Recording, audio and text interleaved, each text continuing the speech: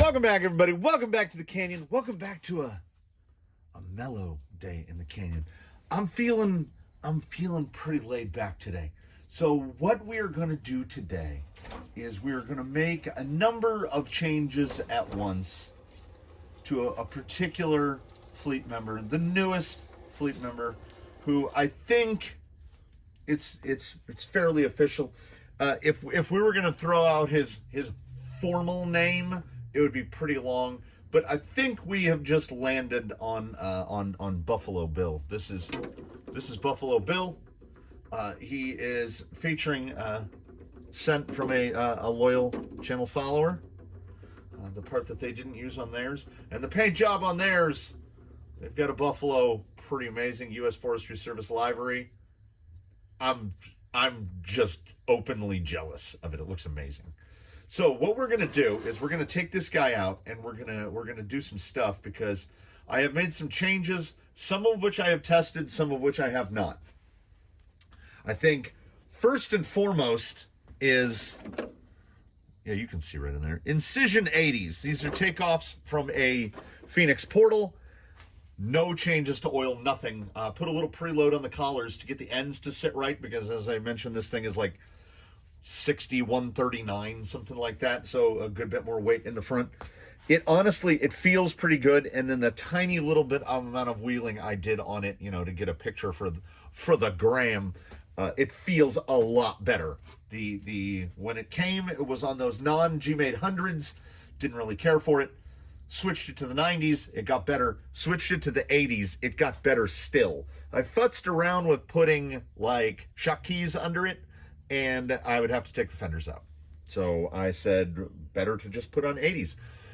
Hopefully not in this video, but at some point in the probably not too far-flung future, I will get myself in the eye with that thing. But I love it. Like, it's fun. We're going to find out how that affects when this thing rolls over on his passenger side. We're going to see how that happens. Oh, and the second change, because around here we only make 2 changes at a time because we want to see the effects. We want to see positive effects and not know what they're from. But this second change, so the shocks are one thing. The second change is we've moved this guy over. And you notice I can roll pretty slow. I can roll pretty slow backwards. But rather than sit here inside and yammer about it, because I've lamented over it before, there's only insulation in the roof, so the temperature is generally about 5 degrees different from what it is outside. It's pretty warm in here right now. It's up to about 46 degrees inside the building. At this point, it's at least 5 to 10 degrees warmer outside. So I would prefer to just go talk about it outside. The good part about this place is when you're watching videos like 5 months from now, when it's 110 outside, it stays reasonable in here. It never really gets above about 95 inside the building. And I know that's a number that to a lot of people will sound insane, but us Southern Californians, that's where we thrive. So we're going to take it out, and I'm going to do a little preliminary. Oh, I guess I should break down before we head out there. We're just going to keep making changes. I want to try some different tires.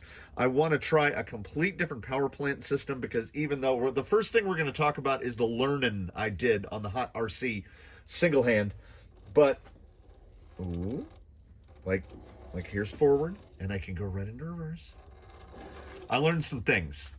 So we're going to talk about those things. We're going to wheel it around a bit, and then we're going to start changing stuff because that's what we do on It Came From the Workbench. I have a couple tire sets I want to test.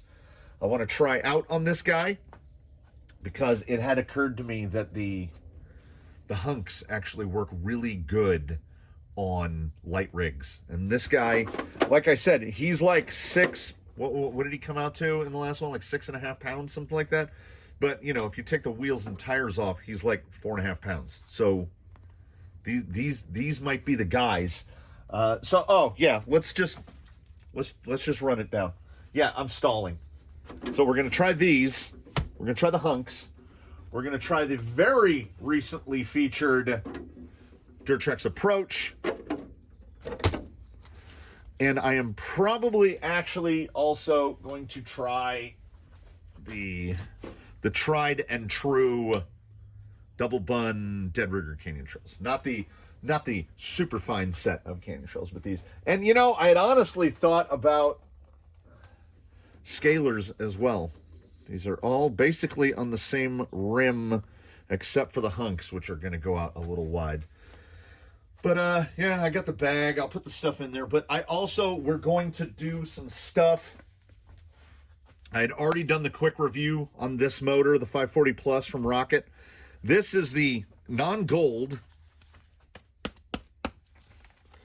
Trust me that it's not gold. Ah, there we go.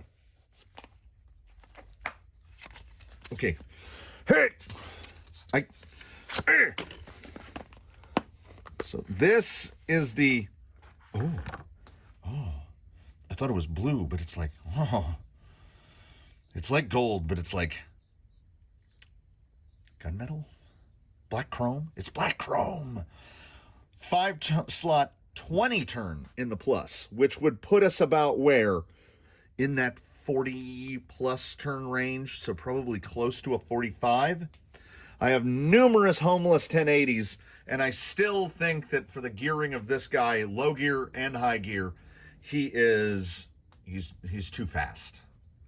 So one of the first changes we're going to do is, and I can't believe these words are coming out of my mouth, we are going to remove the Fusion from here and put this guy in, because an 1800 Fusion is about a 3-slot 35 turn. I think it's too hot. I think this guy needs like a 45 or a 55. He needs something real slow. Now, it's going to double pain me because, you know how I mentioned we do the test of you hold the rear wheels and you see how much torque a vehicle can generate? To prove that that's not trickery, like, that's crazy. Like, I have like maybe one other rig that you can just do that. So if we have a substantial loss in torque, I mean, I guess I'll figure something out. But before we get to all these, let's do a little mess about, and it'll be the two-hander mess about because we're one-handed on this guy now. And people seem to like the get up and close. And really, it's a skill. It's a skill I want to practice. So this is a practice day. This is a tire test day. This is a get some stuff done on the rig day. Honestly, I'm thinking about fabricating new upper links because those links that are in there are so feather light, and there's a couple really long ones that there's some other rigs that I think want to steal those super lightweight alloy links. And for double fun, when I put the other ones away, I put all the links aside. I was like, ooh, I'm going to save these for later. I have no recollection where I put them. I must have put them in a box that's not the link box, so I can't even find them. So I pulled, what, 4 links off here? I pulled 6 links off here, and I can't find any of them. Yeah, that sounds like me. All right, let's. I put that off long enough. I'm gonna take the little manual here because I'm gonna need it for some illustrative purposes. We got the gimbal on the mount. Let's go wheel around. We're gonna talk about this, and we're gonna talk quite a bit about this. This is like the follow-up, buried in, and it came from the Workbench episode. So valuable information only for those who watch all the videos. That's the recipe for success. So here we are at a good friend, Slick Rock, and we're going to start with notes. I've decided to book a chair, and we're sitting. So someone that has visited the canyon must have had some scaled tools on their vehicle. If you're missing the world's smallest crescent wrench, I have your crescent wrench. Okay, so I had mentioned in a comment on the video for this that I don't think my brain could handle running this on any vehicle that uses more than 2 channels. And this vehicle uses 3. So I thought to myself, we should be able to set one of these guys, either the channel of 3 or the 4, up as dig. And I mean, not as dig, as 2-speed. So I have done that. And I was concerned about endpoints because nowhere in this thing, which is primarily just a little catalog of broken English, was there anything that specifically referred to endpoint setting. It has what is called channel 3-4 trip settings. You turn the controller off, you hold down the speed button, power it on, this little light up here, you can just, there he is. That guy blinks. And then when you press the button for the channel, and I use 4, you'll get little beeps. It'll go beep, beep, beep, beep, beep. There's 10 steps. So basically when you start, this channel is at 100% throw if it's a servo. So what I did was disconnect the horn off the servo. And I pressed it a couple times, and I looked at the amount of rotation that there was. I think I pressed it 4 times, so I'm on 6. And there's high, and there's low. It actually, I think it shifts better than when I had adjusted the endpoints. Here he comes. Remember how I said what he does is he flies directly over my house? Like, I want you to think back. Viewers of frequent, return viewers of videos of the canyon, how many times, and I know it kind of just fades into the background noise despite the fact that it's probably louder than my voice entering this microphone. How many times have you heard that guy fly directly? He is directly above me right now. I'm surprised his shadow didn't pass over me. How many times have you heard that helicopter fly directly over my house? Like, what are the odds? He's not circling my house. He's flying off somewhere else. I lump him into the same categorization with Kevin. So it says, press the 3/4 button respectively to adjust the stroke size of the corresponding channel, which is endpoint adjustment. The default stroke is the maximum cyclic adjustment divided into 10 adjustment gears in total. After the setting is complete, press the speed key to save it. Now, the only drawback to this, and how it'll make it a little more fiddly, but still suitable, you've just got to put the work in if you want to install this in a rig with 3 channels, is it's not really setting endpoint, it's setting total throw. So you have 100%, 80, 70, 60 until you get all the way down. So most digs and 2-speeds are only going to use a percentage of the throw. So it's going to take more finagling than how easy it is to set endpoint on a typical radio with a digital display and a bunch of controls and stuff. But RTR radios don't even have most, if not all. We'll find out with that Vanquish, with the Phoenix RTR radio. Most radios don't even have a facility to adjust endpoints. So we're already ahead of the game there.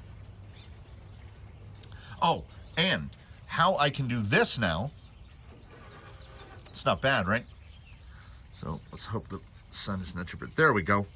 So we got steering dual rate. They call it steering dual rate. It's not dual rate. It's total throw is what it is. It adjusts it pretty much exactly how channel 3 and 4 adjust. So I have it turned down to about, this is a 270 degree on the blue case. So we're at like, what, just over 50% throw, and it doesn't jack the front end. Feels real good.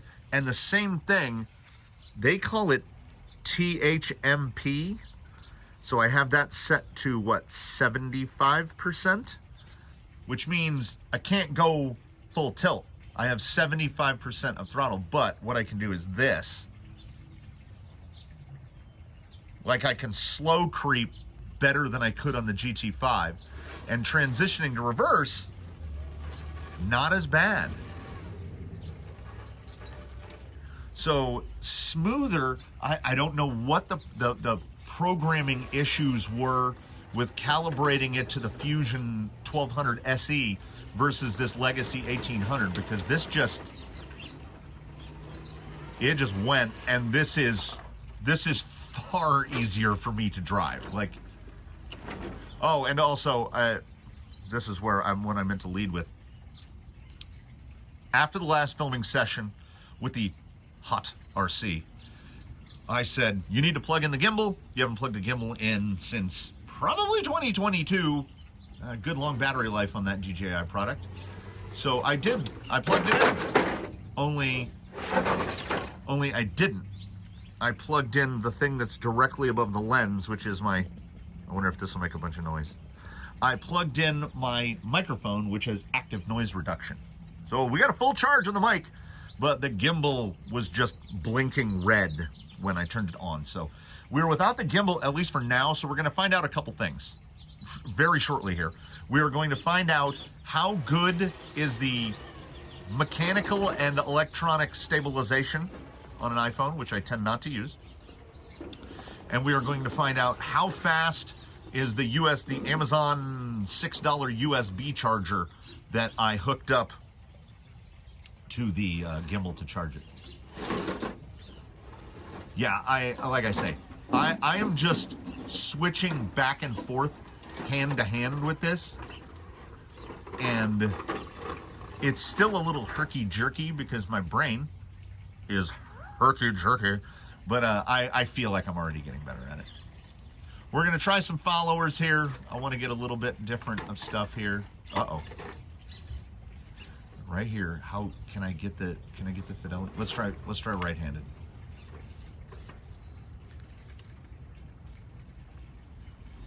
Hey, you know, I mean, driving on a frame aside, you know, I don't need to drive with one hand, but damn it, this thing isn't growing on me. So we're gonna try camera right, controller left. And I had lamented about the inability to set this thing down, and that is still a complaint.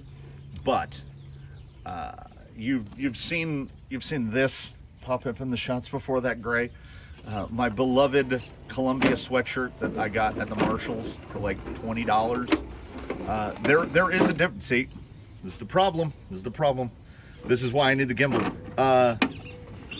There is a difference. Like, apparently, according to the tag, you know, if you're like me and you buy clothes at some sort of discount emporium that often has things where like the stitching ain't right, or the sleeves, the cuffs on the sleeves are too tight, they'll have like the suggested price and then the price that the thing actually costs there. And this is apparently like an $85 sweatshirt.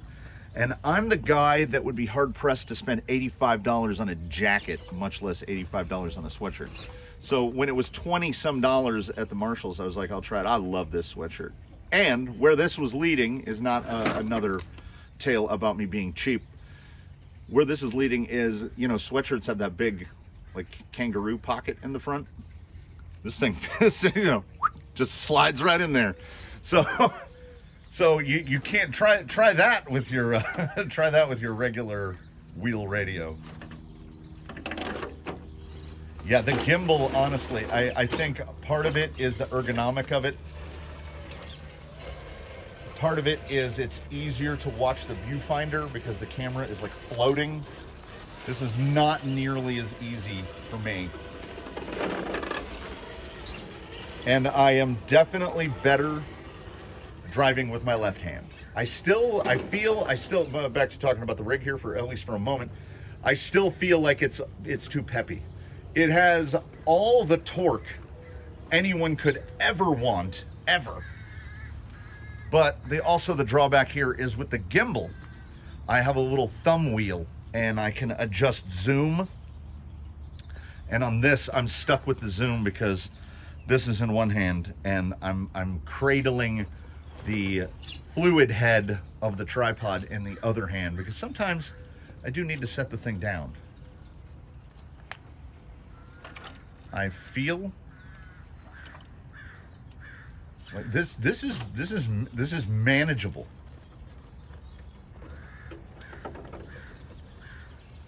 It's like we're halfway. This is junior 50% FPV. Because I can't look at the rig directly. I can only look at the rig through the camera. And this is a thing that if I can manage to wrap my head around it, we might actually get this to work. The fixed zoom without the gimbal is the only drawback. We're doing a tandem job here. Now let's see if I can do this. We're trying something tricksy. This is like shooting with both eyes open, which is something that people have a hard time getting used to. I am trying to watch my shadow with my left eye and watch the rig with the right eye. Lower angle's better, isn't it? Yeah, lower angle's a lot better. Yeah, that's a good looking shot there. So in pertinent news, I don't think it's arguable that this thing is doing far better on the 80s than it did on the 90s. Also, if I didn't point it out, I'll point it out now. I dug all the rest of the plastics out of the box and put the little light guys in the bumpers. I feel like I need some kind of a flag on the end of that antenna. We can start doing the over-unders at this point for how long it's going to take until I fall down. Because this kind of behavior is, I'm going to end up falling down at some point. I don't think any of those tires on the bench are going to do as well as the MT04 1904s. These are real good. And my low with the, what is it? The THMP, the low with the THMP is pretty good. Like I can creep. Okay, we're gonna drop down here. Maybe. Yeah, there's so much torque in that's gonna be the hard thing for me to sacrifice when swapping out the Fusion. But we're gonna try it because I think a 1200 would be more suitable because now I've got a lot more fidelity of the trigger. Oh, just straight out of that, yeah? I've got more fidelity of the trigger, but I've sacrificed like grunt. What is hung? Oh, this is a tough exit.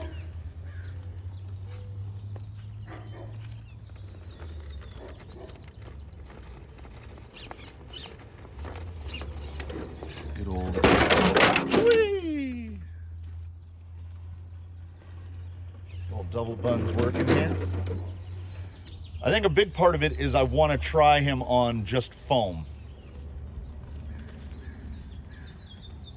Because when he came out for his very first test and it was very rainy, that was on the modded grabbers, which also, oh, that's bad.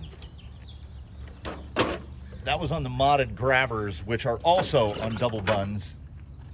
We can salvage that one-handed.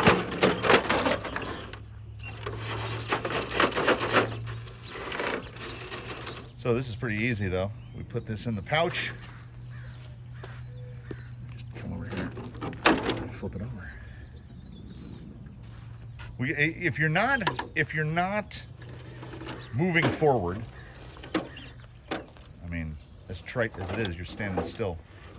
Yeah, get out of my way, sign. So thanks for bearing with me as I blunder through this.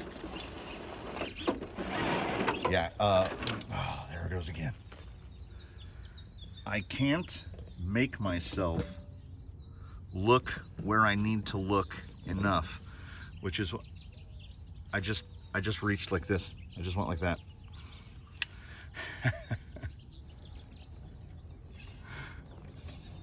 We're set down for a second so I can try right hand in it. I don't know. I still think it's easier for me in the left hand.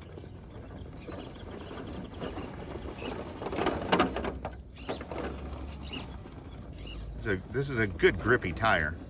Oh, in relevant news, I have ordered some weighted knuckles for this guy, but they're a little while out. They will be featured in the next whatever the next installment or featurette with this guy in it. They'll be in that. So Okay, let's try filming left and steering right. Yeah, I just wish I could zoom. Whoop! Okay. Yeah, and with that, let's now try moving some stuff around. Let's try taking out a Fusion and putting in a 1080. That's insane. But I do love the smoothness of that motor. It has proven to be a good combo. And once again, here we go. We'll get right to here. That's a little slow. Right there. Now see, this is living. Ooh, what happens if I get going this speed and we drop it into second? Ooh. Oh, too fast.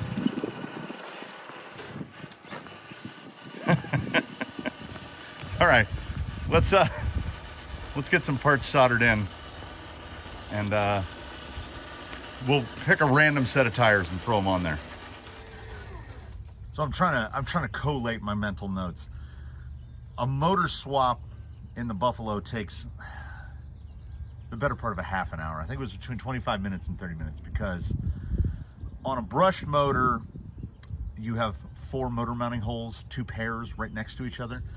And so you got a 50-50 chance. I chose the wrong pair of holes, and the way that the interface is, the way the little cam mechanism where you rotate the motor into the mount, because you basically need a bore sight to be able to see down that, I couldn't tell that I was in the wrong holes. So I got the whole thing put together and then had to take it all apart again. So that, I don't know, that motor mount thing is odd for sure. You have to, I don't know if I really showed it well enough. You have to stare down a tiny little hole to line up. There's an M.3 by 20 bolt that goes through the back of the motor mount and into the actual proper motor mount that's holding the motor itself. And trying to see down in there, like there's literally no way to physically investigate the gear mesh. So it's almost like it was designed with a brushless motor in mind, because they generally have 6 holes, but 12-6, like in a star pattern. So it was a little tricky to get that motor in there. But I will say, I was driving it back on the wheel back, and I thought to myself, it still feels kind of peppy, because I didn't even realize that it was in high gear. So it's much, I have the knob is still at 75, but the control in low now. And because of this is like what I call a big block 540. Because of the big block 540, we need to get to some place where we can just slam the drag brake on. These are the Dead Ringer Canyon trails, of course. Like, it's the, I'm not gonna say it's the first 5 slot that I've liked. It's the only 5 slot that I've liked. But I will also add in here, steering speed and torque have dropped a little bit. An Amazon Blue case paired to a Fusion is gonna give you, like, notably more speed and torque than the BEC in a 1080, which makes sense, because prior to the Pro, the old legacy Fusions were $150, and 1080 is a 1080. So a 1080 G2 in this might actually do it, because there's a bigger BEC and it's got smoother low end. But this, okay, all right, here we go. We're not even down the rabbit hole. We're in the Warrens at this point. So back to the mention of the 5 slot.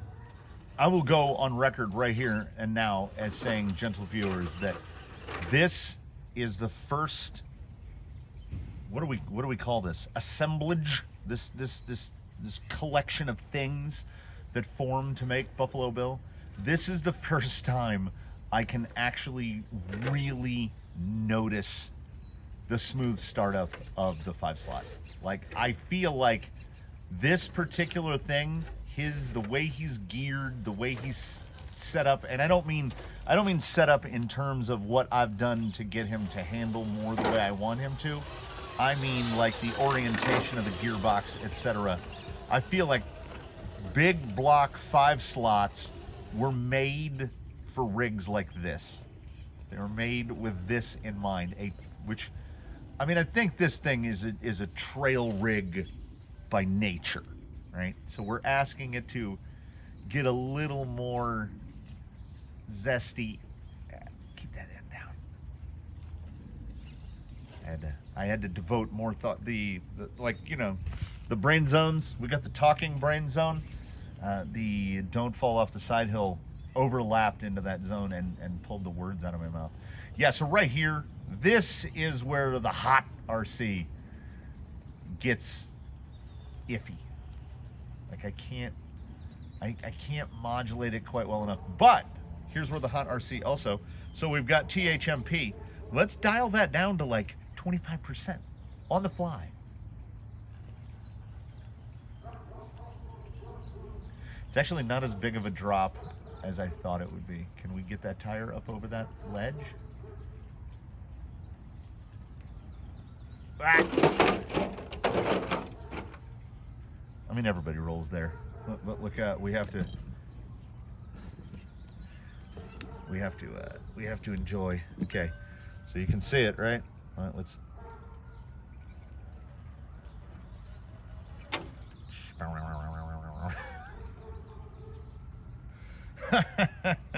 And seeing as we're panned out here, so let's go back up.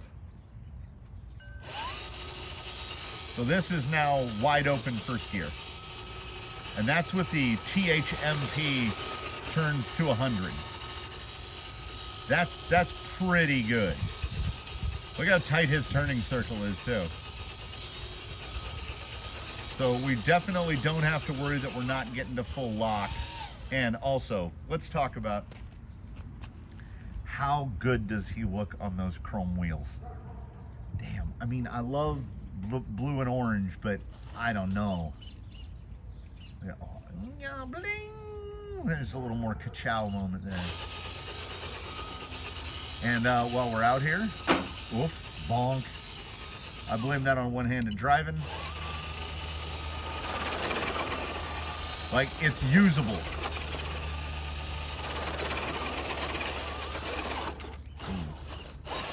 Can we Brody it? Yeah. So I call that fast enough. So this motor is definitely more suited to this guy's gearing and nature, because we can get right in here. And I'm still at 100 on THMP, whatever that is, switching hands here. Yeah, it comes back to that. I made this observation in the hot RC quick view. You've got everybody, even someone who's fully ambidextrous, even all y'all switch hitters out there. This is me fake analyzing. I think everybody has got a fine hand and a strong hand. And my left hand is my strong hand, and my right hand is my fine hand. So the motor control when I'm driving this with left thumb steering, not as good. And oddly, left index finger throttle, no, left finger throttle's pretty good. I actually don't have to think about it as much. Right finger so we've got a crossover event in which one thumb is better and one index finger is better. This is the sword. It's not even double-edged. This is the sword of one-handed driving. Shift.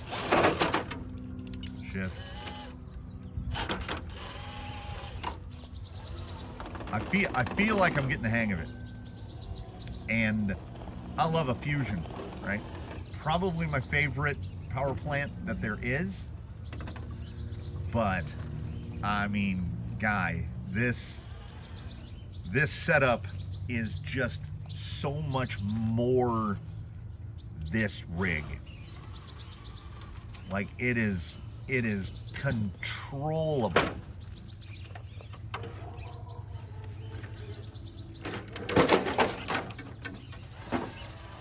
And with the 80s, his weight is so low that he either lands fours or he's so easy to right.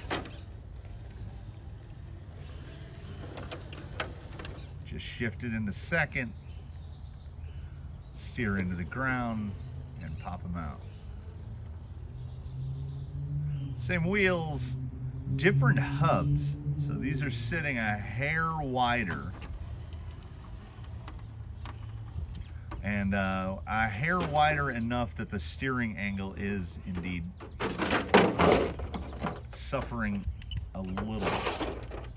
Yeah, he's definitely up there in ease of self-righting. Like you're not gonna have to do a lot of walking with this guy because I've only turtled him like full turtle. I've only full turtled him a couple times, and I think in every instance it was my fault. Yeah, that was a little moment right there where the smaller BEC output of the 1080 showed itself. I would have been able to push that front end out, I think, on the Fusion. But I will trade. I will make that trade. Because like we're going here nice and slow. And if I found that there was something that I had to deal with, going into reverse is just nice and smooth.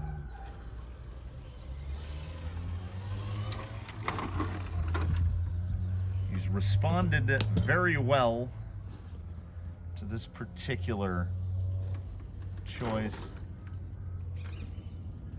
And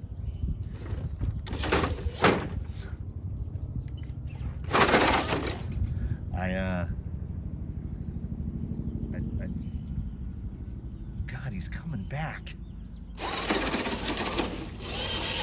I mushed the trigger on that one.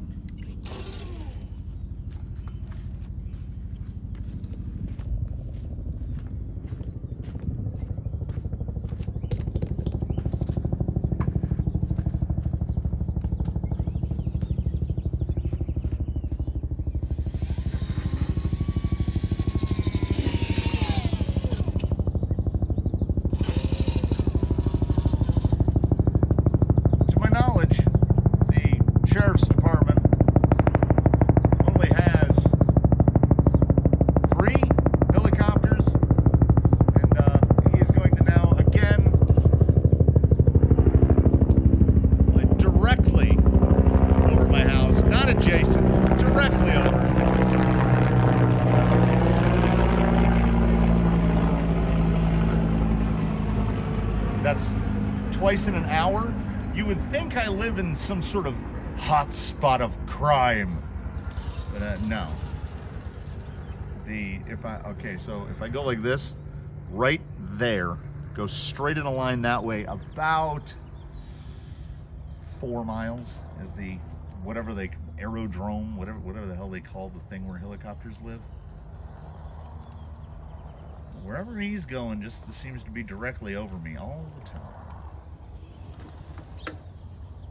And I'm not being like that guy that, I was just talking about this with my wife, that guy that buys the house next to the baseball field where they do a spring training, say, like so you live in Mesa, and then the guy complains because baseballs get hit into his yard. I'm not that guy.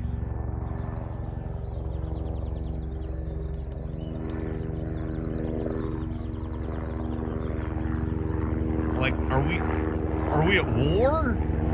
I know there's a big we've got those blizzards.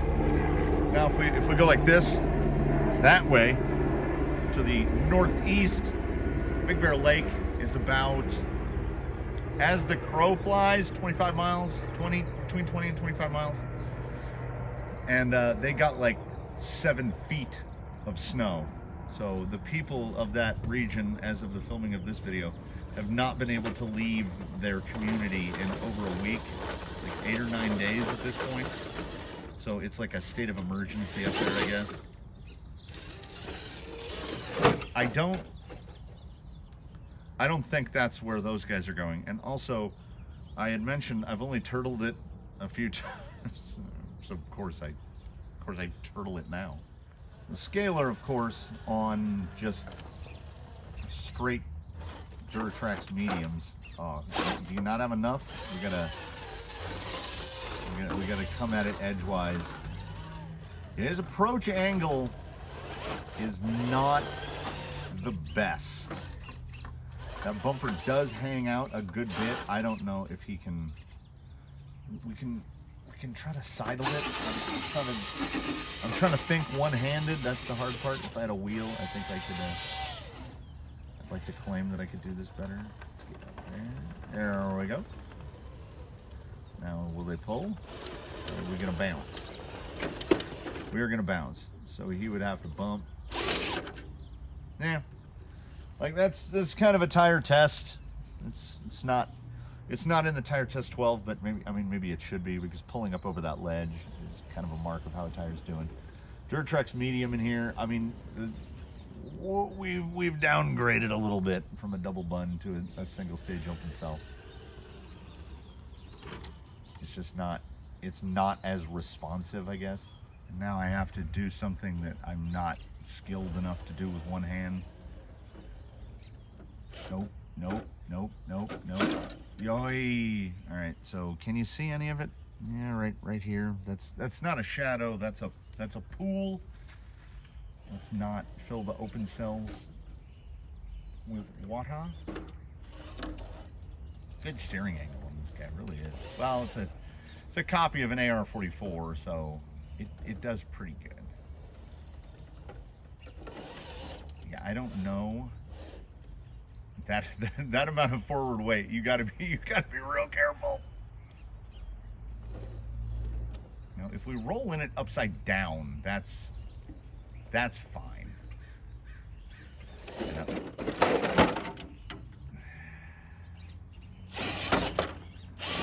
No, we went full through that. They're fine, right? Yeah, they'll be fine. Yeah, this is a situation where I really wish I had charged the gimbal. My apologies, everyone. I have fallen victim to my own nature and neglected to charge the batteries for things that, run on batteries. We're going to close out this episode of learning, tire testing, and introspection with the recently reviewed Duratrax approach. I went to fit those hunks thinking they were on the standard offset SSD clones, and they are not. They are on the deeps. So they stick out like 3/4 of an inch from the fender on either side, and they would rub. And the hunks are a little tall. They're like 475 plus a little bit, so they would rub horrifically. I can say that the motor is an absolute win. And these approach are probably actually grippier than the MT 1902. Yeah, these things are strong. So, not being able to remember which hand I said I was better at, we will close out here. I might do some switching back and forth. We will close this out with a little bit of the shaky handheld.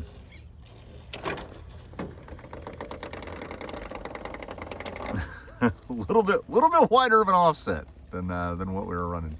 I guess it might be 10 millimeter offset on his oranges, and it might be 12 on these, or 8 and 10, something like that. All I know is these are a little more rubby. I think the tire looks pretty good, and I think these tires are great. The approaches are great. I would not be opposed to mounting the approaches on here. I kind of like the look of them on here better than I do the 1904s. And I don't think I would be sacrificing much in the way of grip. Actually, I don't think I'd be sacrificing anything in the way of grip. I think these things are grippy.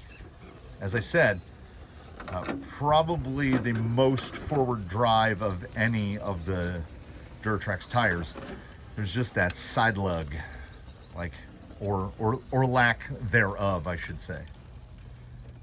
But even with a single stage, yeah, I think the like, maybe do we put a bun? Do we put a double bun in the approach?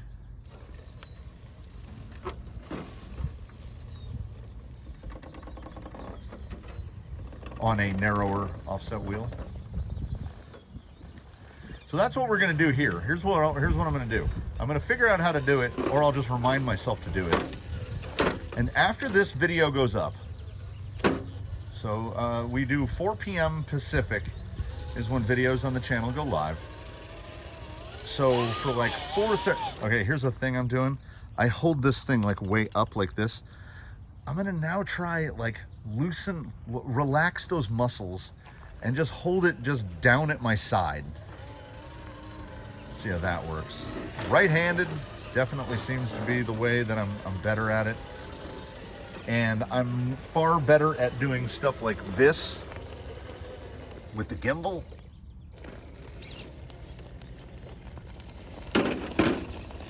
The ability to pull zoom and stuff is really quite handy. Like right there, I can't.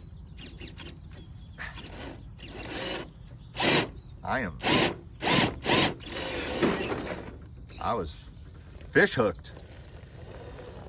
Yeah, but I will sacrifice that little bit of steering for the throttle control. It's like, I feel like, you know, I feel like we're always using throttle, but we're not always using steering. I'll take the all the time over some of the time. Yeah, I am noting that the approach right in here, yeah, but they got that thrust. Go down the ramp here.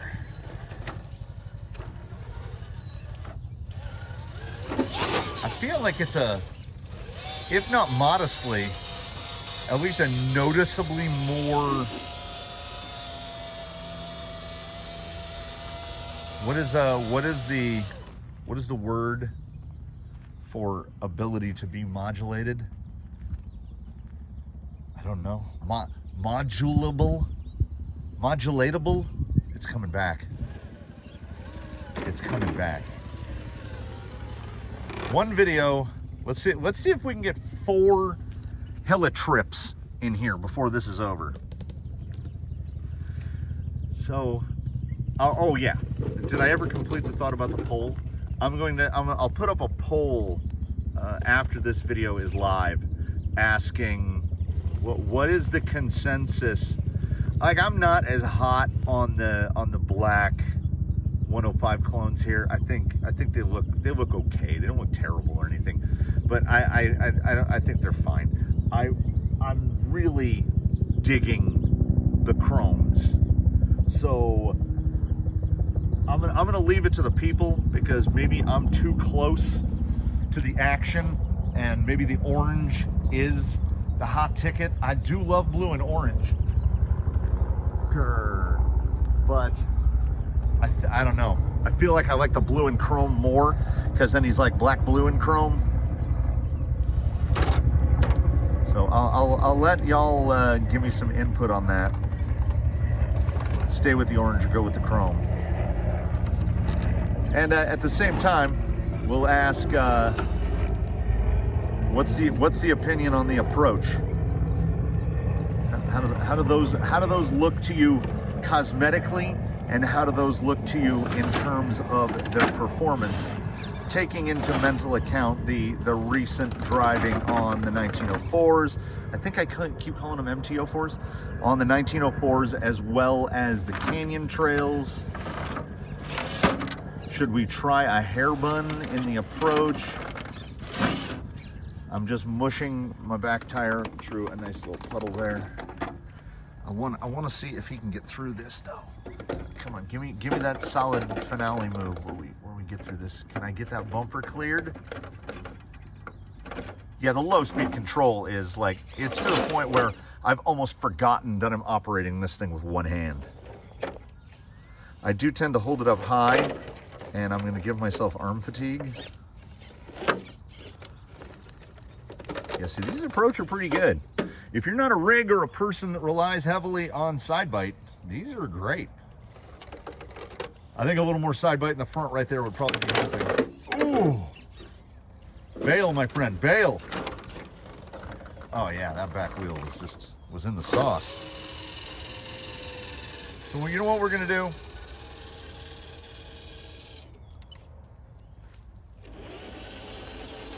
We're gonna thank you for watching. We're gonna get dynamic here. We're on the move. He's too fast. There we go. We're gonna thank you for watching. We're gonna ask you to comment below. We're gonna certainly ask you to vote in that poll that I will remember to put up. I'm gonna ask you to like if you liked, and subscribe if you haven't. Consider channel membership to help support the channel. Come back for the next one. If my mental calendar serves me correctly, if I'm remembering things right, tomorrow is RC 4-wheel drive Baja Pro X, the test.